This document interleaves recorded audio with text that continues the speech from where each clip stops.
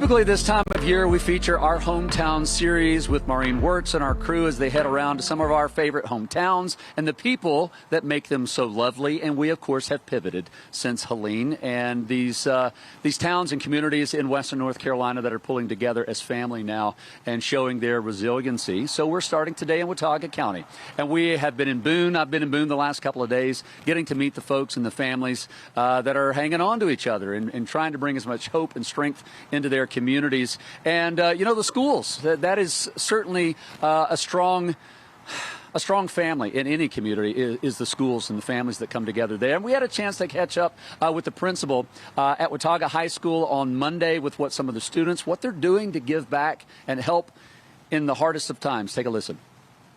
What's been absolutely incredible, you know, coming into the gym every day and seeing students and staff and community volunteers. You know, I think we've counted each day we've had over 200 to 300 volunteers, and it's a wide range of people from community members, students from Appalachian, lots of our own students from local middle schools, as well as a tremendous amount of very kind-hearted staff. And so I think emotionally, it is there's a lot of sadness in the county, but being here and getting to see all the good that all these people are doing is really uplifting during this difficult time. So there you go. That's just one school in a huge list of schools and families affected. And we're now joined by Dr. Leslie Alexander, the superintendent with Watauga County Schools. And wow, first of all, thank you for being here. We just heard from the principal at Watauga High School. How do you wrap your head around what's happened in the last almost 2 weeks? It's been amazing. I mean, it's scary.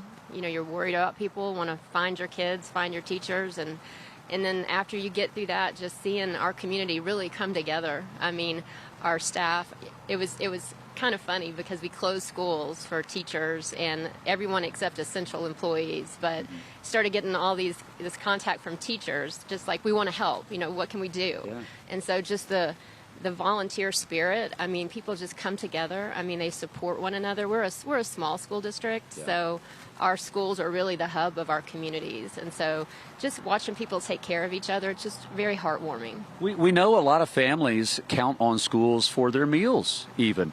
Has that been an issue? And have you lost some schools due to the storm? So we did have one school that was severely flooded, yeah. And our Valley Cruces school. And, you know, that faculty coming together the 2 nights before Friday, before the storm, that principal and her husband, you know, they stayed the night at the school. I mean, we had people there till all hours of the night trying to use Kyvac systems and get the water out, and they really thought they had it handled until power went out Friday morning, and then there was nothing they could do. But I mean, they have such heart, and they just really tried to save it, and they love it. You know, it's hard to see them go through that. But Dr. Alexander, you wear 2 hats as a superintendent. You are basically a mother to all of the faculty, the families, the kids, the students, but you're also a mom, and you've got your own kids that have been in Asheville during all this. How has the mother side of you been handling wanting, I'm sure, to take care of everybody?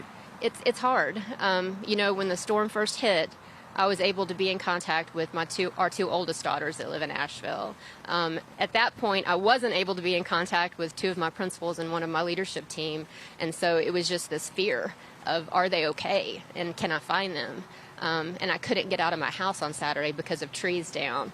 And then when I found those folks, then I lost contact with my daughters. And so Sunday tried to drive to Asheville and got 10 miles from their exit and got turned around, and they wouldn't let me go any further. So it was, you know, just that fear and that anxiety of wanting to take care of your people.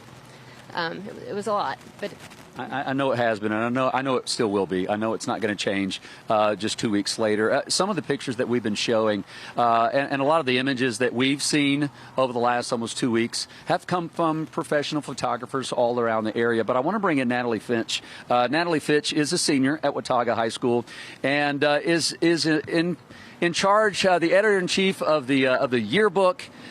Natalie, first of all, thanks for being here this morning. How you doing? How you holding up through all this? I'm good. It's hard to see the community go through this, but just like the community aspect of everyone coming together has just been really, really like relieving and amazing to see.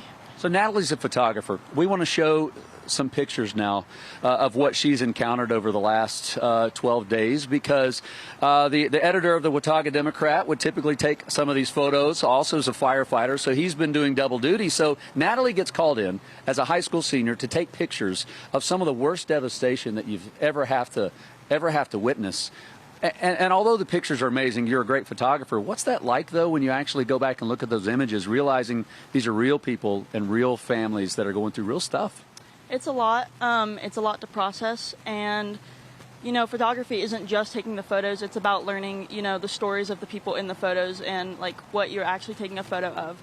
So learning and talking to these people that are in my photos, or to these houses that I'm going to, and these community members, has been a lot to hear their backstories and hear what they're currently going through. We're out of time, but I know when you look at the yearbook, this is going to become now a huge part of that yearbook. This is a new story that you're going to have to add.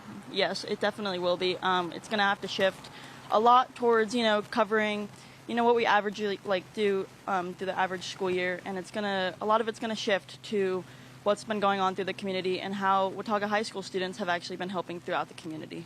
One of the first images I saw at Watauga High School was their rock painted Watauga strong. And so, Dr. Alexander, thank you for what you're doing. From the littlest of babies that I know just probably grab your heart, to seniors that have had a book-ended school career, starting middle school with COVID and now wrapping their year with this is a lot.